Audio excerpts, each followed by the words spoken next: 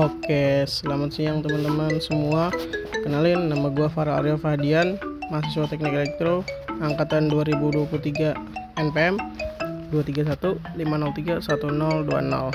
Oke, di sini diri gue akan menjelaskan apa itu PLC.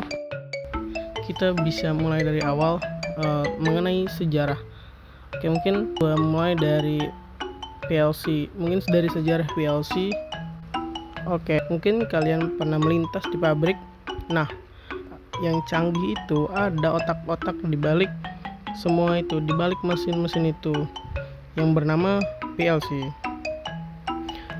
Mungkin penjelas sejarahnya sebelum tahun 1960-an, dunia pabrik itu ribet banget.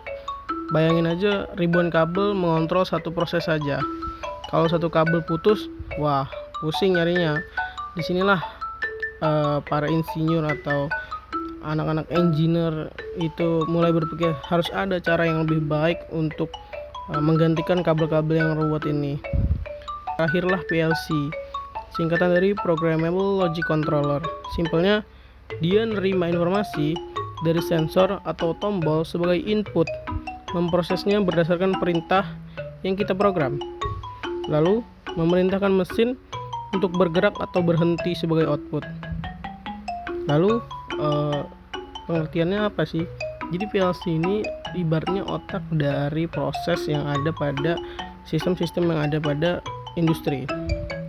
Jadi kurang lebih seperti itu. Ibaratnya jika microcontroller mengontrol satu sensor dan satu aktuator, maka PLC akan mengatur dari semua pergerakan yang ada di pabrik. Lalu apa sih kelebihan dan kekurangannya? Tentu saja PLC punya banyak keunggulan. Dia sangat fleksibel. Kalau mau mengubah proses tinggal ganti program, nggak perlu bongkar pasang kabel lagi. Ukurannya juga jauh lebih ramping dibanding sistem yang lama. Tapi ada kekurangan juga, yaitu butuh programmer dan biaya awal untuk perangkat kerasnya cukup tinggi. Sekarang coba lihat di sekeliling gambar ini. Mobil yang kalian kendarai kemungkinan diproses atau dirakit oleh mesin yang dikendalikan oleh PLC. Bahkan sistem bagasi di bandara juga pakai itu loh. Jadi meskipun kecil, perannya sangat besar. Lalu apa bedanya PLC dengan microcontroller? Jadi sangat jauh perbedaan dari PLC dan microcontroller. Mungkin secara sistem kita bisa memikirkan hal-hal yang sama seperti microcontroller, namun secara dunia nyata langsung PLC sangatlah kompleks dibanding microcontroller. Karena dari microcontroller hanya bisa mengontrol beberapa aktuator atau sensor input dan output yang kecil, dan ketahanan dari PLC jauh lebih kuat dibanding dengan microcontroller. Contohnya dunia industri itu kan panas, besar, berdebu, dan banyak bergetar. Ibaratnya mesin itu kan bergetar kan. Jadi perbedaannya itu ada pada ketahanannya. Kalau di microcontroller geser dikit kabelnya copot, bisa error, bisa putus.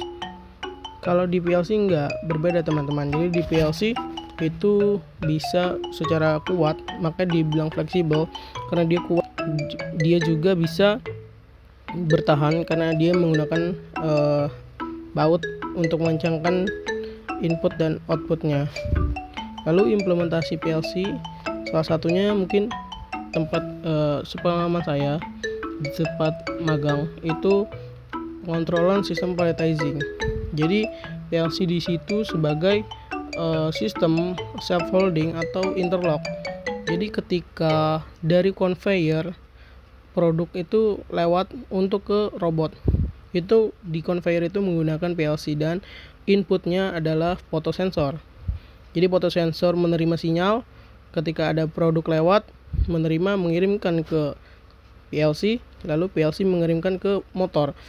Jika diperintah atau diprogram untuk bergerak, jika ada fotosensor terkena fotosensor, maka dia akan bergerak. Jika tidak atau menahan, maka dia akan menahan.